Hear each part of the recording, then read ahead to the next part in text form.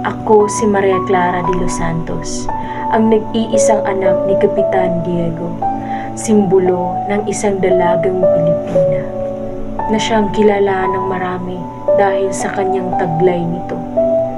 Patawarin mo ako sa natakot at paglisan ko. Patawarin mo ako kung naging mahina man ako. Kasintahan ko si Crisostomo Ibarra. Si Ibarra ay mayroong malasakit sa bayan, ngunit siya ay pinagbintangan ng kasalanang hindi naman niya ginawa. O Crisostomo Ibarra, aking sinta, labis akong nalulungkot, natatakot, nababahala para sa iyo. Wala akong nagawa para pigilan ang nangyari sa iyo.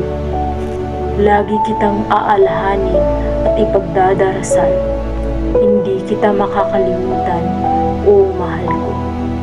Siguro nga ay magiging isa ka na lang alaala sa buhay ko. Hanggang sa muli nating pagkikita, o mahal ko. Muli, ako si Maria Clara de los Santos, ang kasintahan ni Crisostomo Ibarra. Hanggang sa dulo.